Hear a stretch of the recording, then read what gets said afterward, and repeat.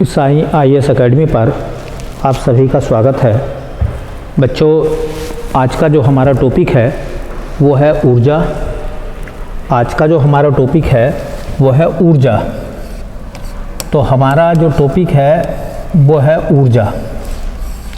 ऊर्जा मतलब एनर्जी। मैंने एक दिन और आपको बताया था इसके बारे में, संक्षेप में बात चली थी कि देखिए ऊर्जा में न तो वजन होता है और ना ही ऊर्जा स्थान घेरती है, ठीक है। लेकिन ऊर्जा के अंदर कार्य करने की क्षमता होती है।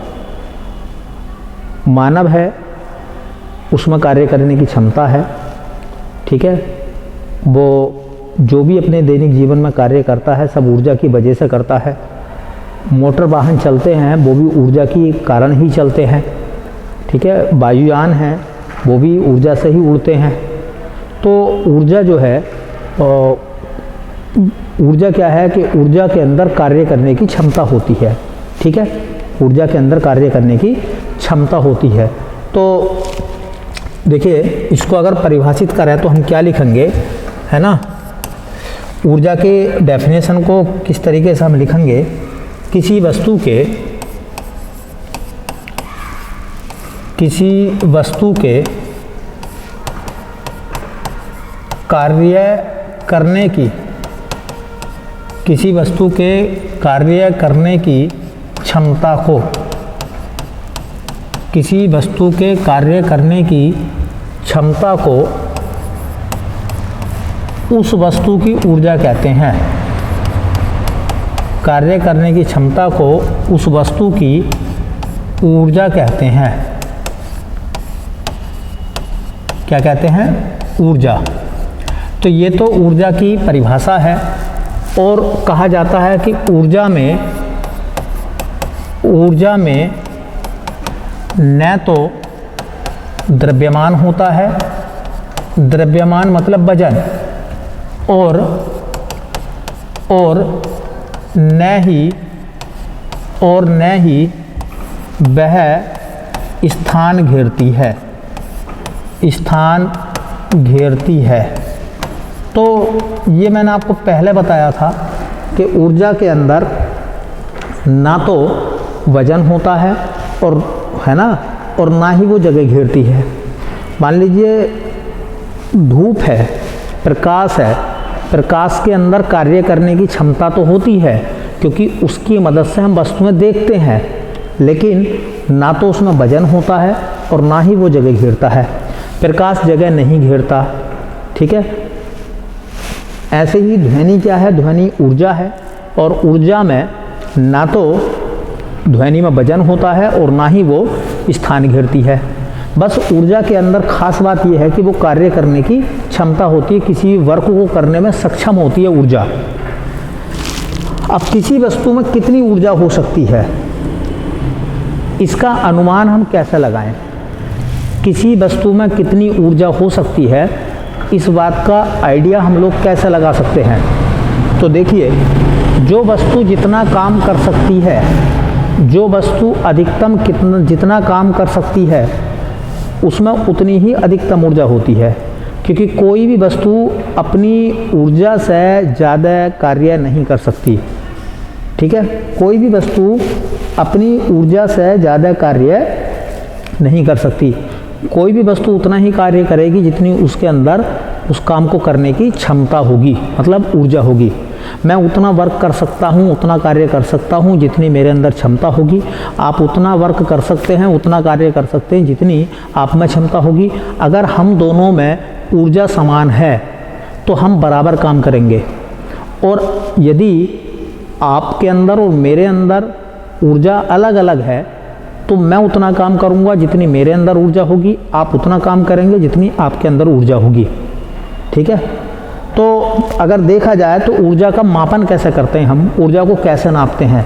तो ऊर्जा को हम लोग कैसे नापते हैं बेटा, ऊर्जा को हम लोग नापते हैं कि ऊर्जा जो होती है वो किए गए कार्य के बराबर होती है। किए गए कार्य, ऊर्जा का मापन हम लोग कैसे करते हैं, किए गए कार्य से।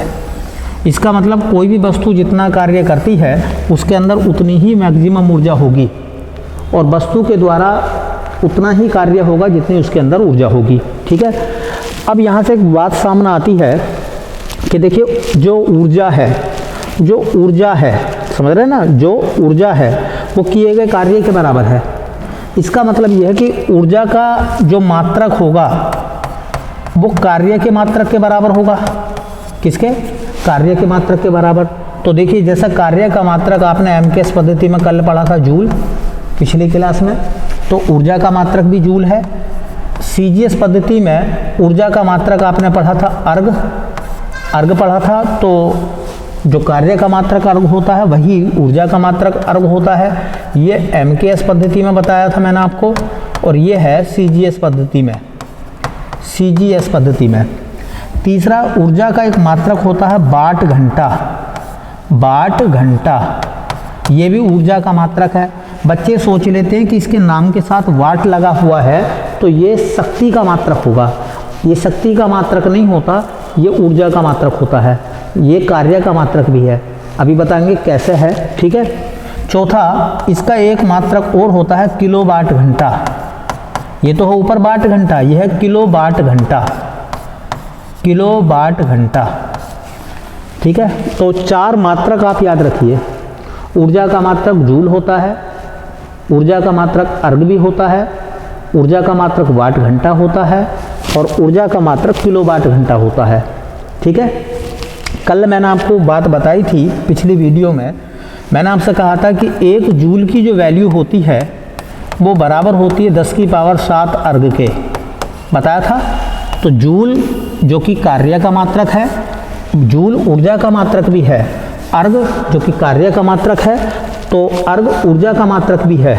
ठीक है, और देखिए कल मैंने आपको बताया था कि कार्य की बीमा क्या है।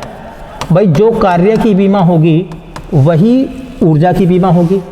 कार्य और ऊर्जा जब दोनों सिमिलर हैं, एक हैं, तो कार्य की बीमा ऊर्जा की बीमा होगी। तो कार्य की बीमा कल क्या बताई थी कल मैंने बताया था ml² t-2। तो ऊर्जा की बीमा भी क्या होगी बेटा? ml² t-2। अब बात आती है राशि की। कार्य किस प्रकार की राशि था कल? तो कार्य अदिश राशि था, इसलिए ऊर्जा भी कैसी राशि होगी बेटा? ऊर्जा भी अदिश राशि होगी। क्योंकि ऊर्जा को बताने के लिए दिशा की आवश्यकता नहीं होती, ऊर्जा का केवल मान बताया जाता है। जैसे कि इतने डेसिबल की ध्वनि आ रही है, इतने डेसिबल की आवाज़ हो रही है। डेसिबल है ना, आपको पता होगा कि ध्वनि की तीव्रता को नापा जाता है डेसिबल में। ठीक है, तो उसमें दिशा नहीं बताई जाती है ना। एक बच्चे में इतने जूल कार्य करने की क्षमता है, या एक वस्तु में इतनी ऊर्जा है। अगर मैं कहने लगूँ कि उस वस्तु में 10 जूल ऊर्जा है, तो आप ये नहीं पूछोगे वो किधर है। ठीक है, इसलिए वो अदिश राशि मानी जाएगी। ठीक, अब सवाल ये आता है कि देखिए जूल तो हमने कल पढ़ा था और हमने अर्घ भी पढ़ा था। कोई तुमसे ये पूछता है कि जूल किसका मात्रक है, तो आप कह दोगे ऊर्जा का या कार्य का। अर्घ किसका मात्रक है? ऊर्जा का या कार्य का भी है। वाट घंटा किसका मात्रक है? तो ऊर्जा का और कार्य का। किलोवाट घंटा किसका मात्रक है? ऊर्जा का और कार्य का। ऊर्जा की बीमा वही होगी जो कार्य की बीमा होगी, ml² t-2, और ऊर्जा वैसी राशि होगी जैसे कार्य राशि है अदिश। अब सवाल यह है मेरा कि ये वाट घंटा जो है, 1 वाट घंटा कितने जूल के बराबर होता है? ये भी एमकेएस में ही है दोनों। ठीक है, बताएंगे कैसे एमकेएस में ढालेंगे इनको हम। और 1 किलोवाट घंटा में कितने जूल होते हैं, ये दोनों चीज़ें हमें देखनी है। ठीक, तो देखते हैं बेटा। पहले हम देख रहे हैं, देखिए पहले हम देख रहे हैं 1 वाट घंटा। 1 वाट घंटा, अब देखो सुन लेना ध्यान से, हम बात कर रहे हैं 1 वाट घंटा की। आप पढ़ेंगे कि शक्ति का मात्रक वाट होता है, और वाट बराबर होता है जूल प्रति सेकंड। जूल प्रति सेकंड को वाट कहते हैं, बताएंगे आगे। फिलहाल इतना याद रखो कि 1 वाट बराबर होता है 1 जूल प्रति सेकंड। तो मैंने क्या करा, मैंने करा 1 वाट को तो ऐसे लिख दिया 1 जूल प्रति सेकंड लिख सकते हैं बेटा, और गुणा ये लिखा हुआ घंटा, इसे लिख दिया मैंने 1 घंटा। अब सवाल ये, नीचे सेकंड है ऊपर घंटा है, इन दोनों को सेम बनाओ। तो तुमने पढ़ा होगा कि 1 घंटा जो होता है, 1 घंटा बराबर होता है ना 3600 सेकंड। 3600 सेकंड। 1 घंटे में कितने सेकंड होते हैं? 3600 सेकंड होते हैं। तो बेटा 1 जूल बटे सेकंड को तो ऐसे ही लिखा रहने दो, और 1 घंटे की जगह लिख देंगे हम 3600 सेकंड। अब देखो सेकंड से सेकंड खत्म हो गया, तो 3600 गुणा 1 कितना आ जाएगा? 3600 जूल। अब खुद बताओ जूल किसका मात्रक है? ऊर्जा का। तो बताओ वाट घंटा किसका मात्रक हो गया? ऊर्जा का। ठीक है, तो 1 वाट घंटा की जो वैल्यू होती है, ये एसएससी जैसे एग्जाम खूब पूछते हैं, 1 वाट घंटा कितने जूल के बराबर होता है? तो 1 वाट घंटा होता है 3600 जूल के बराबर। करेक्ट। इसी तरह से हम मान देखना चाह रहे हैं 1 किलो वाट घंटा का, कि 1 किलो वाट घंटा कितने के बराबर होगा? 1 किलो वाट घंटा कितने जूल के बराबर होगा?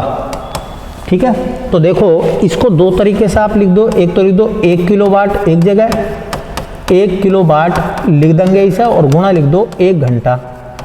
ठीक है, अब बेटा 1 किलो वाट में आपको पता होगा 1000 वाट होते हैं, और गुणा 1 घंटे में होते हैं 3600 सेकेंड। कितने सेकेंड? 3600 सेकेंड।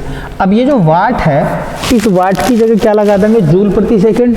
तो 1000 की 3600 से गुणा करेंगे तो 3600 तो ये रहा 2 जीरो, 3 जीरो और बढ़ा दो, और ये इसको वाट को लिख दो आप, इस वाले वाट को लिख दो आप क्या? जूल बटे सेकेंड, और गुणा सेकेंड। सेकेंड से सेकेंड खत्म हो जाएगा। अब 10 की घातों के रूप में लिख दो, 1 2 3 4 5 6, तो इसे लिख देंगे 3.6 गुणा 10 की पावर 6 जूल। अंकों में पढ़ना चाहोगे तो इकाई, दहाई, सैकड़ा, हजार, 10,000, लाख, 10 लाख, 36 लाख जूल के बराबर। ठीक है, 36 लाख जूल के बराबर। देखो इकाई, दहाई, सैकड़ा, हजार, 10,000, लाख, 10 लाख, 36 लाख जूल के बराबर। तो ये भी सवाल एग्जाम में खूब पूछा गया है ना। 1 किलो वाट घंटा, 1 किलो वाट घंटा कितने के बराबर होता है बेटा? वो होता है 36